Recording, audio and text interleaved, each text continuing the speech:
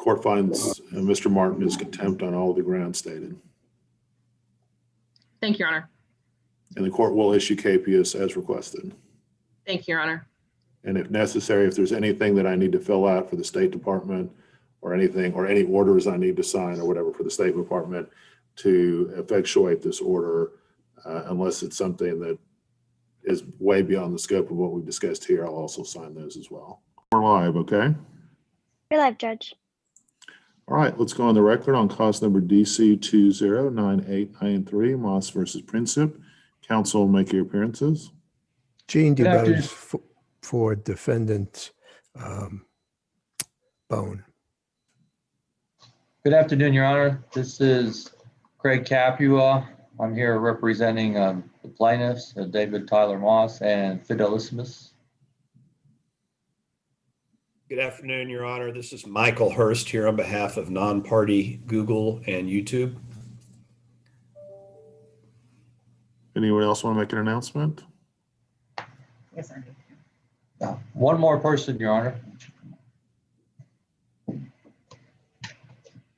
Oh, I could see you on the other.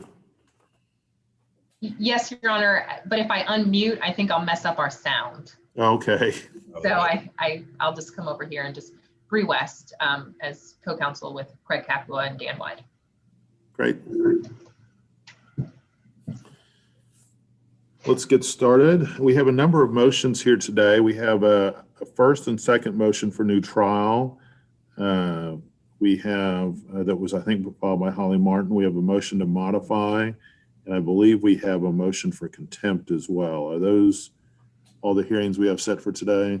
Your Honor, I have four motions that are before the court.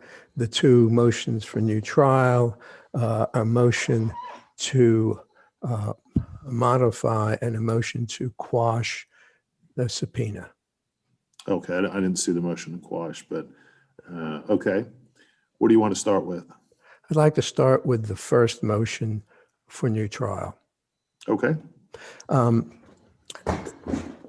This motion for default judgment was made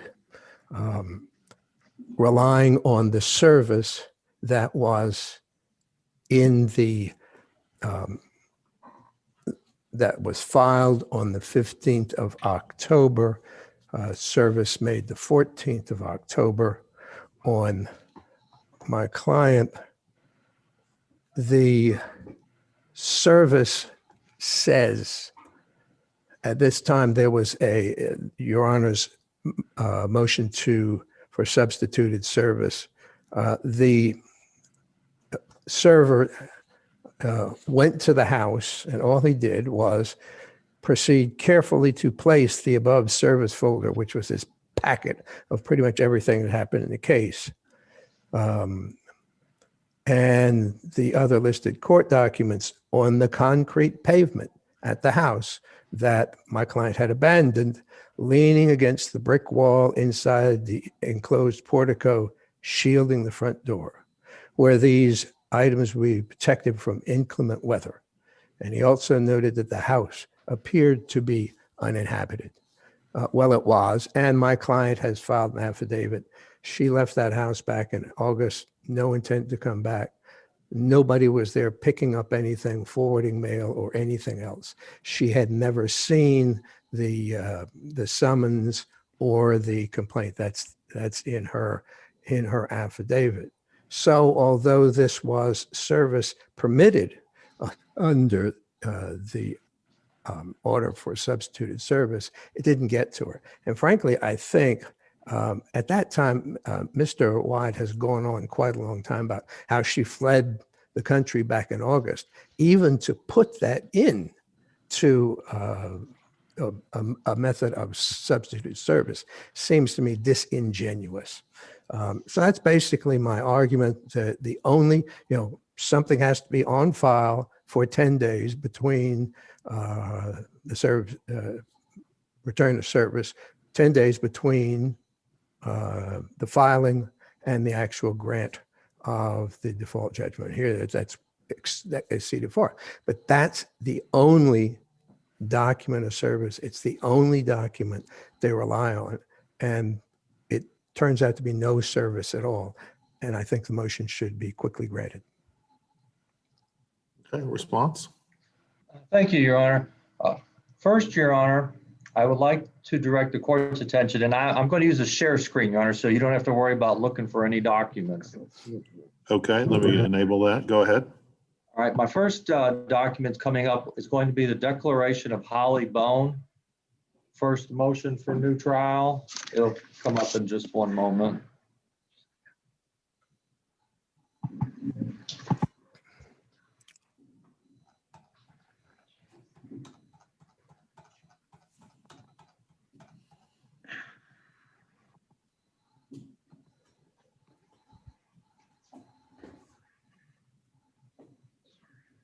Is it working or no? It's, I'm having an operator error. I'm so sorry. if you give me a couple, There we go. Whoa. Have you what's got it? happening? Because I've got it here. I've got it. Is this it?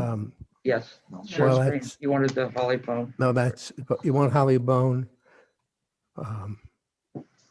yes, Your Honor, it's on the screen now. Okay. You see it? What was the date of service again? The date of service of the petition and citation was October 14th, 2020. But I want to first start with the declaration of Holly Bone, which defendant is relying upon for her first motion for new trial. If you go to page number 2, Your Honor, you'll see that it's not an affidavit as stated by Mr. DuBose. It's a declaration, number 1. And if you look on page number 2, it's now notarized. So then the question begs, is this declaration in compliance with Texas Rules of Civil Procedure and case law? And I submit to the court, it is not. I would refer the court to section 132.001 of the Texas Civil Practice and Remedies Code. This particular section of the Texas Civil Practice and Remedies Code states the requirements for an unsworn declaration. Subpart D states that the unsworn declaration made under this section must include a jurat in substantially the following form. Plaintiffs object to the declaration because it does not list the declarant's date of birth. It does not list the declarant's address. It does not list the place where this declaration was signed. And then I would refer the court to a Texas Supreme Court case styled Hayes St. Bridge Restoration Group versus City What of San section of the Civil Practice and Remedies Code did you say? 132.001. 132, okay, sorry. And then Go I would ahead. also refer the court to the case styled Hayes St. Bridge Restoration Group versus City of San Antonio. The site is 570 Southwest 3rd, 697. And the jump page is 570. And if you look in note number 15, the Supreme Court acknowledged that in this unsworn declaration, it did not include the declarant's date of birth, and the court held that this unverified conclusory statement cannot be taken at face value. So with that said, Your Honor, at this time, plaintiffs request that the declaration of Holly Bone be stricken and not considered by the court. Response?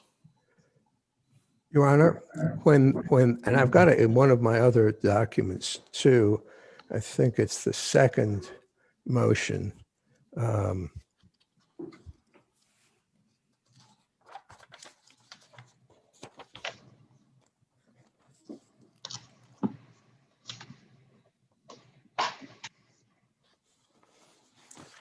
And in that motion, I state,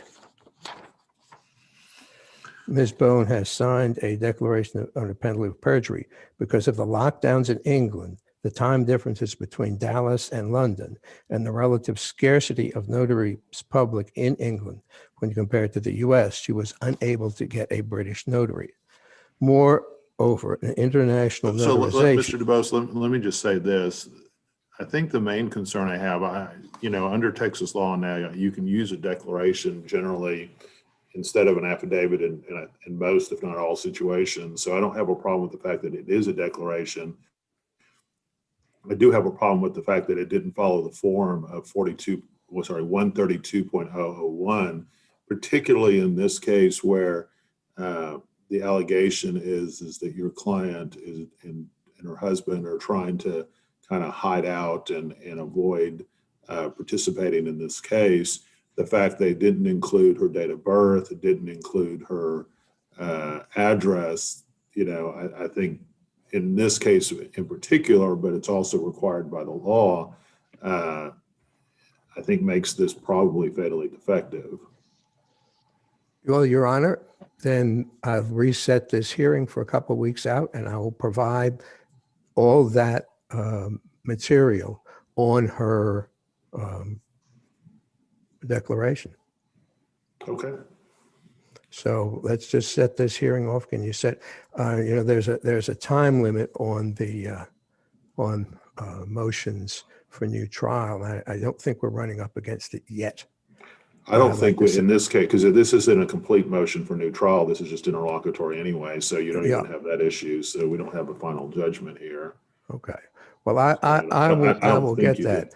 Now, this objection was not raised in their response to this motion, and I probably, had they done that, I could have had it done here today. They filed a response on Friday, did not mention this at all. I'm in contact with my client. I could have had that before the court. So let me ask the plaintiffs, are there any other objections you have to the form of the motion? Well, at this time, that's the only objection. Okay, are there going to be others? And can I ask, if you have other formal objections, that you get them to me at least 3 days before the hearing? Can you do that? I guess my response, Mr. DeBose, is I will follow the rules of evidence and procedure in Texas. Well, okay, be that as it may. So we will put those off. I will say this, that it would be helpful to know these in advance. So that, as much as I enjoy seeing all of you guys, this does take up quite a bit of time. This case has taken up a lot of time. And so the extent we could streamline this and get to the merits, I think would be useful. I agree, Your Honor. Unfortunately, it came up at the last minute. I do apologize for that. Okay. What's your next motion, Mr. DeBose? Next motion is the motion to quash. And the real substance of my motion is in the reply that I filed yesterday evening. I haven't seen that. So what tell me what the issue is. Well, the issue is, in California, they have rigid procedures for the filing of a subpoena for business records in California, where the suit for which the documents are sought is not a California proceeding. The plaintiffs have sort of used that form, but there are. Is this a motion to quash the subpoena to Google? Yes. Okay. And let me see if I can bring up, and under those rules, now, the plaintiffs have given us two versions of the subpoena. Back in February, I think it was on the 21st, they sent out 4 different pieces of the subpoena. When you put them all together, they don't make a whole subpoena. But that I have attached to this motion as Exhibit A. And then in their response, they filed another document, but they are both inadequate. The first thing is, in the form, they have to list all the attorneys of all the parties in the out-of-state suit. They didn't do that. So it is not, in fact, a subpoena, an enforceable subpoena, because it's a very rigid, just like California does a lot of this stuff, very rigid rules. And I've cited and quoted in my response. The next thing that they didn't do is one of the things that you have to do in this form is whoever served it has to say what person they served, when they served, and what kind of, are they a licensed California service agent? That portion is not filled out at all. It comes with, in their response, a cover letter to Google. But in California, when you serve a corporation, you have to give the name of the person they served. And if they have, and this I found out in the federal suit I filed, when I served the agent for service process at Google, the person who received that document at the agent's name was in it. So I don't think that this has been served on them. The other thing is, Let me ask this, Mr. Hurst, are you joining this objection or not? I'm not, Your Honor. I could give you our position if you'd like, but I would. I mean, this is a subpoena to y'all. So if you have a procedural, if you have a objection to the form of the subpoena, then I would love to hear it. we have filed no objection to the form of the subpoena. I just want to note, if I could, Your Honor, for the record, plaintiff already sent and Google already complied with multiple subpoenas prior to this recent subpoena. And we've already complied with the previous subpoenas such that plaintiff and their team have quite a bit of information already about the 4 main channels at issue. It's not like these most recent documents that have been subpoenaed are going to suddenly provide all the answers about who owns the channels. Here's the issue. I'm sorry, Mr. Hurst, could you repeat the last thing you said? I think I misheard it. Sure. It's not like these most recent documents that are being requested are going to suddenly provide all the answers about who owns the channels. And I'll tell you why. I know I've mentioned this to Judge Jordan at the mediation, and I think I've mentioned this maybe in open court to everybody else, but a user doesn't have to use his or her real name. They don't have to use his or her real email address or anything. Brian Martin or Holly Bone can sign up as Mickey Mouse with the email address mickeymouse@gmail.com and an address of the North Pole, and they can still get an account. And that's not unique to Google. Many other online services do not verify driver's licenses, passports, etc. So I'm trying to be as much help as I possibly can to the court and to the parties involved. And that is essentially, you got to follow the money.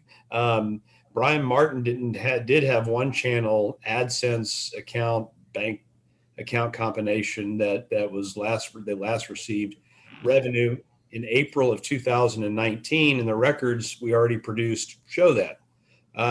So we've been telling, I guess, Judge Wyde since October 2020, what you really need to do is you need to ask the MCN, the multi-channel network, what accounts it wires revenues to for the 4 relevant YouTube channels, both historically and more currently. And that is going to help answer at least part of the question. It's still possible Mr. Martin switched all those bank accounts all over to Holly Bone's bank accounts years ago, and that wouldn't probably surprise me or anybody else. But the best thing that can happen for the plaintiff in this case is that he take the deposition, follow the money, try to figure out where from the multi-channel networks where the wire revenues are going, and that will be the best indicator as to where that money is and who owns it. Your Honor, Mr. Hurst, if I understand how this works, and correct me if I'm wrong, because I'm only hearing little bits and pieces of this, is that, so if somebody has a YouTube channel, what you're saying is that they register that, but they just register that in an email address, not in a person's name necessarily. Is that right? Well, they could put up their name, but it's not. They don't have to put their real name on there. They could put could put an alias on there, and they often do. So in this case, if you know, I don't know what's going on. Sorry, I hear somebody else talking there. Yeah, I apologize. I'm not sure what's going on there. Okay. Oh, sorry. So in this particular case, who were these websites or these YouTube channels registered to? Are you talking about the four that have already been done, or The four YouTube channels? I don't have that's the specifics in front of us. We've turned over all of that information previously. Your Honor, I can tell you that Futuristichub and Creamwork Animations have Holly Bones' name on them. And they have since the beginning? Yes. Okay, and then these AdSense, so you register at the beginning for the YouTube channel, and you can change that, I assume. Is that right, Mr. Hurst? Yes, And they that information's all been provided, is that correct? that's correct. And then when the revenue is sent out, it's sent out to one of these, what did you call it, multi-channel? Yeah, MCNs, multi-channel networks. To the multi-channel networks, and then and those are not affiliated with YouTube? They're not part of Google or YouTube. And so, and then that entity will then transfer the money to whoever is supposed to get it. Yeah, right. Who's ever directed to get it through the MCNs. Well, So the MCN here, So the so guy Mr. had- DeVos, has had- Mr. Okay. DeVos, I'm talking to Mr. Hurst, and so let me do that, and I'll chat with you next. So who sets up the MCNs? How does that get set up? They're separate, independent company. I mean, I think it's a separate, independent deal. I'm not sure who manages these particular MCNs. The documentation, though, has been turned over to, again, the parties as to who the identity of the MCNs and who they should be finding out who the wire So transfer. YouTube and Google wouldn't necessarily know the names of the folks who are getting paid by the MCNs. Is that right? That's correct. Okay. And in this case, do you know if they knew or not? My understanding is they did not know. My understanding is that's within the domain of the MCNs. Okay. and All right, Mr. DeVos, go ahead. the MCN, we already have an affidavit from the fellow who ran that MCN, which was called Freedom Family LLC, which Google has terminated because of actions in this case. He was trying to get Holly's copyrighted material to her. Google said, you have, you're putting us in danger of being held in contempt, which I think is unlikely. And they cut him off completely. It's a business he valued about $120 million. It no longer exists. All it has to do is get the properties out. I don't know what I know that their records are going to show, because his affidavit says that is already on file in this case. George Venos, and is attached to a couple of these things, that it was going to Holly. Your Honor, may I respond? Sure. I believe we have evidence to establish that Holly Martin did not create and did not own these channels since 2012, as she states in her unsworn declaration.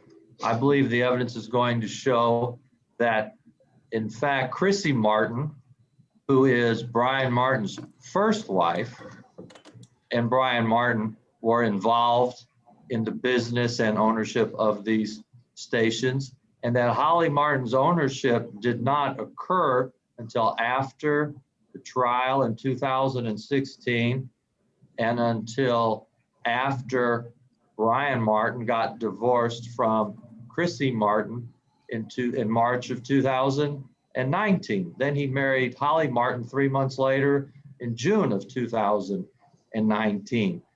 So there's a lot of facts here, Judge, I think that we already know. I think more to be developed, number one.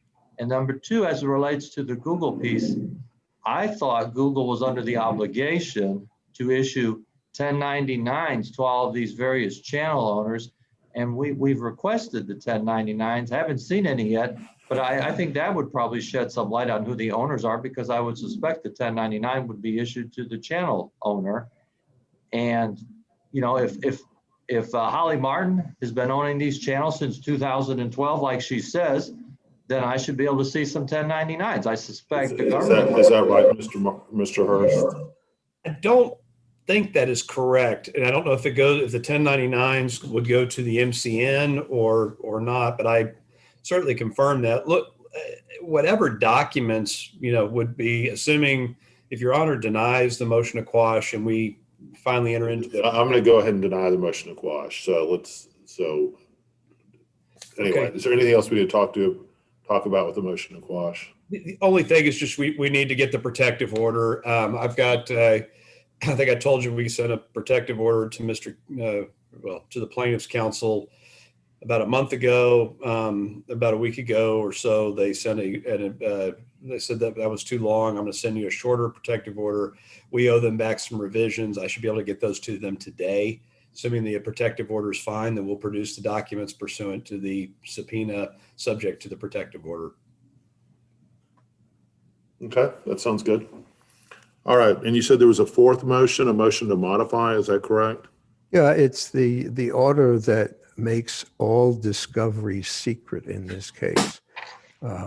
And I think that my client should be getting copies of these, of the discovery that's out there. There really aren't any secrets as to who the parties are. And there is, my client is the target because it's her money that's coming out. And we know where her money is coming from. So the protective order that was entered back, I think in October, which keeps everything secret, I thought the purpose of that was basically you had a lot of confidential financial information about Mr. Martin primarily, but also to potentially Miss Martin and others. So I think that's kind of where that came from. I didn't realize that we were trying to keep Miss Martin from being able to be involved in the discovery process. That wasn't my understanding. So if there's some language in there that indicates that probably does need to be changed. Okay, that's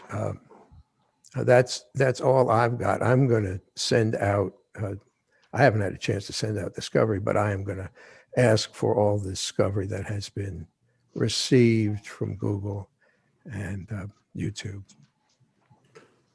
Mr. Capua, I'd urge you to negotiate with Mr. DeBose over what language needs to be changed in this order, if any, that will allow him.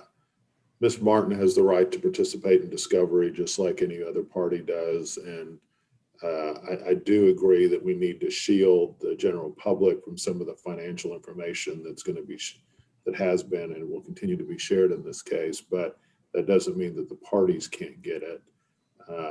If there's something in particular if there's some particular concern about, hey, we're worried that I can't even fathom what that would be, but there's some protection that something Ms. Martin could do to your clients by having open discovery. I obviously will consider that, but that wasn't my understanding what the concern was. Of course, Your Honor, if Mr. DuBose would send me a proposed protective order that he wants submitted in the case, I'll certainly be happy to look at it. I'll do that. Anything, and then we had also a motion for contempt set for today, is that correct? I believe so, Your Honor. Ms. West is going to argue that one. Okay. Your Honor, may I be excused? I think that just doesn't involve my client. Who's Well, it's your client's husband, right? Yeah. Go ahead, Ms. West. Thank you, Your Honor. We needed to play a little musical chairs for a moment. Initially, Your Honor, because this is a motion for contempt, can I ask the court to request that the bailiff either check the courtroom as well as call the hall to see Yes, whether or not please. Mr. Brian Martin is Nancy, present? can you go and call the halls for Brian Martin?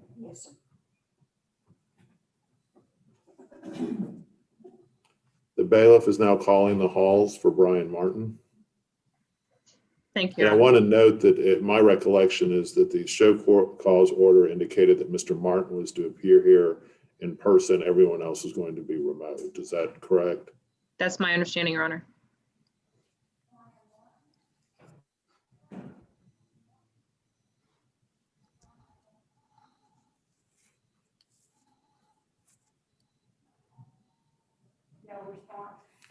Is there anyone even out there? She's not. Is there anyone here, potentially Mr. DuBose, that would be here on behalf of Mr. Martin? I don't know. He's not my client. I don't deal with him. The bailiff has called the halls 3 times and there is no response to Brian Martin.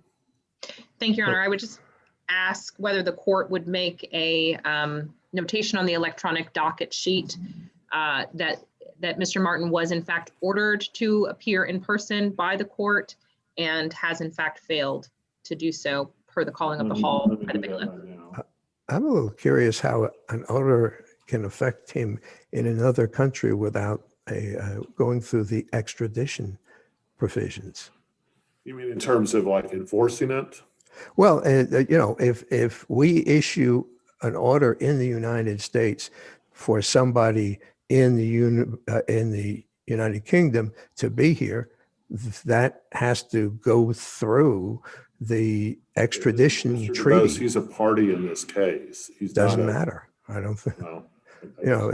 Typically the person who is being moved is a criminal defendant and who is a party in a criminal case in the United States.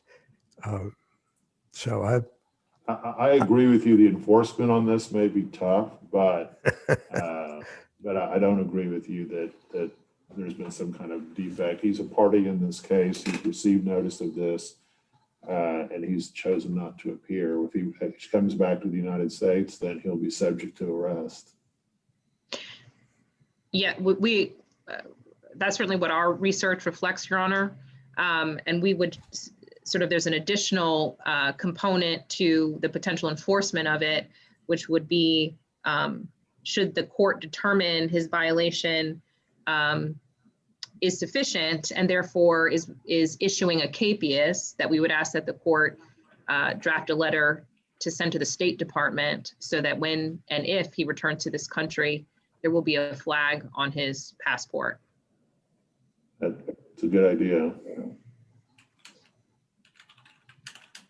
And as you're entering that notation, Your Honor, there may have been some conversation at a previous hearing where Mr. Martin was ordered to appear at 1:30 and then possibly at 3 o'clock as well. Do you recall that?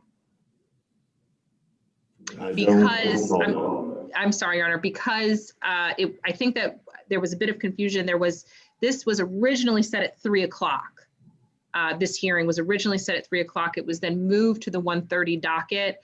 And so in the event that additional notice wasn't given for the 1:30 docket and he only received notice for the 3 o'clock docket, we would ask, I guess, that the hall be called again at 3 o'clock just to ensure,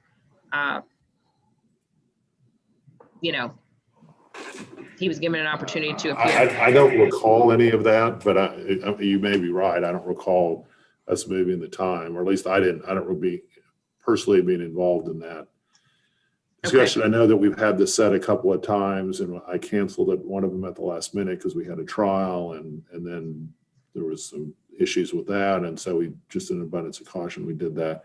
And Nancy, make sure to call the halls at 3 o'clock as well, and for Brian Martin. Thank you, Your Honor. And so at this point, would the court sort of like to hear our full basis for why this show cause should be granted? Yes. Thank you, Your Honor.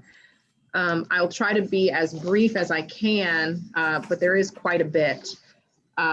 First and foremost, our motion for contempt and the court's order to show cause was essentially to address Brian Martin's failure to appropriately respond to post-judgment discovery, specifically requests for production and interrogatories.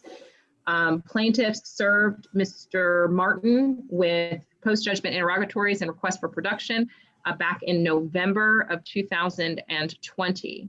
Mr. Martin filed deficient and substantially misrepresented amended responses to the interrogatories and to the request for production. Now, having said all of that, Your Honor, I have copies of all of that. What is the best way to submit those to the court? Copies of, I'm sorry, say that again. Copies of what exactly? We have copies of the post-discovery request for production and interrogatories. Did you want to admit those as exhibits? Yes. Okay. Go ahead and admit those as exhibits, and give me 1 second. Hey, just 1 second. And I believe. he's offline. So if I understand what you're saying, I would suggest admitting them as exhibits. Does that make sense? That does make sense, Your Honor. And just for the court's ease, all of the things that I'm going to request be admitted at this point were all attached as exhibits to the motion to compel. Okay, then to the motion, the original motion to compel, then I can take notice of the court's file if it's already in the file. Yes, Your Honor. And it is. Well, we would request that you take judicial notice of the contents of the court's file, the entire court's file. Okay. And I guess you tell me, Judge, if it would be easy for me to admit them as well, or what is the best way to proceed forward? I don't have any particular, if you feel like you need to admit them, because I don't have a preference either way, but if you feel you need to admit them, I'm okay with that. I don't have a preference. Okay. Then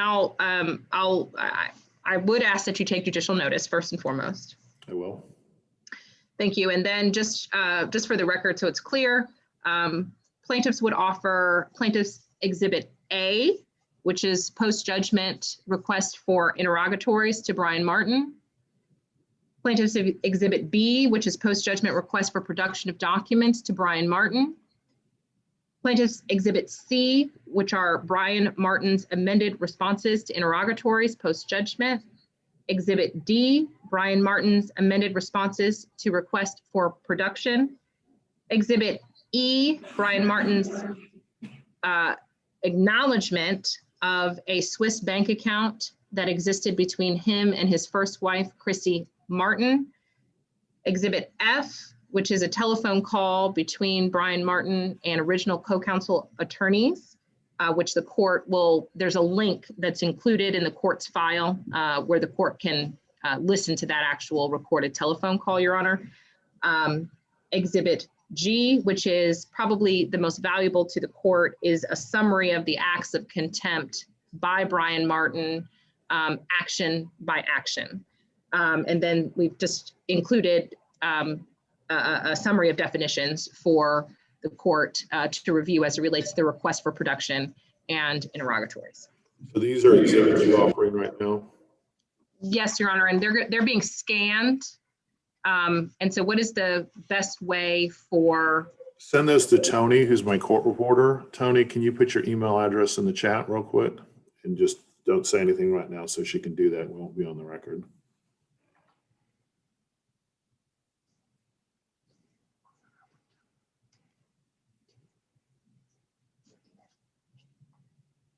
Do you see that, Ms. West? It's in the chat. You got it. Okay, good. Go ahead, Ms. West. Your Honor, may I have just And one those moment? exhibits are all admitted. Thank you, Your Honor. May I have just one moment? You may.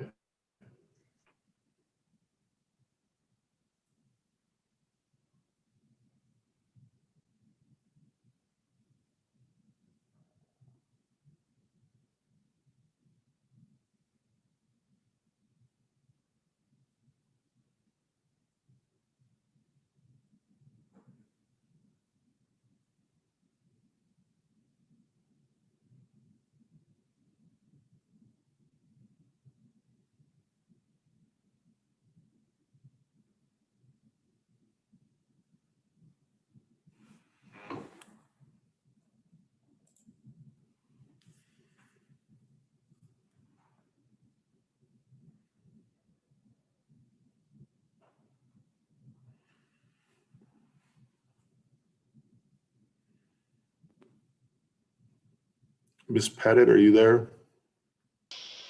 I am, Your Honor. Just because I'm trying to figure out some scheduling issues, are you guys going to still need the 2:30 hearing, or are you all Yes, Your Honor. canceling that? Okay. Ms. West, we need to get this finished out. Yes, Your Honor. I have one additional exhibit to offer, which would be Plaintiff's Exhibit I, which is the final divorce decree between Chrissy Martin and Brian Martin. That is also admitted.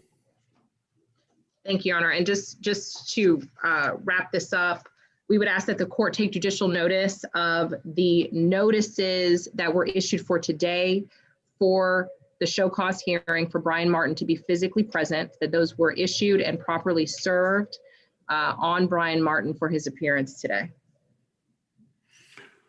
So noted. And obviously that Brian Martin failed to comply with the court's order. Okay. Anything else, Ms. West? I think that that's everything as it relates to the motion for contempt and the show cause. And obviously we would ask that the court issue capiases for Mr. Brian Martin. So is For Mr. failure to Capua appear. still there, or did he leave? Nope, he's still here. We just had to move around.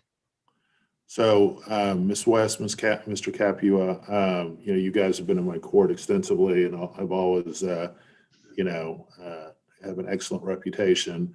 I would ask for you guys to send us a proposed orders on all of this.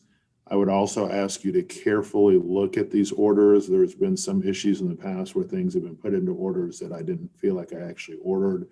And I didn't catch them because I thought they were boilerplate, which is my fault, but that's part of, you trusting attorneys. And so I would ask that you look at this carefully, the orders that you submit, and that they comply with the orders that I'm giving and not adding additional things that I haven't ruled on.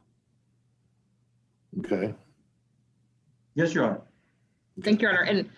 And very briefly, I'm sorry, there was the additional failure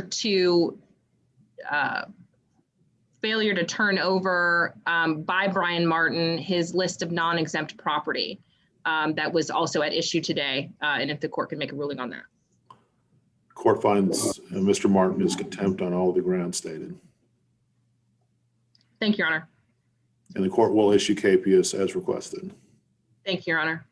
And if necessary, if there's anything that I need to fill out for the State Department or anything, or any orders I need to sign or whatever for the State Department to effectuate this order, unless it's something that is way beyond the scope of what we've discussed here, I'll also sign those as well. Thank you, Your Honor. Anything else, Ms. West? Not at this time, Your Honor. Thank you. Anything else on this hearing? Am I freezing? You were frozen for a second. Nothing else from the plaintiffs at this time, Your Honor. Okay, anything else, guys? For me, Your Honor, it was great to see you. Okay. All righty. Well, I'm going to go ahead and let you go. Ms. Pettit, Mr. Scott, I need to take a break, and I'll be back at 2:30, okay? All right. Thank you, Your Honor. Thank you. Thank you, guys. Thank you, Your Honor.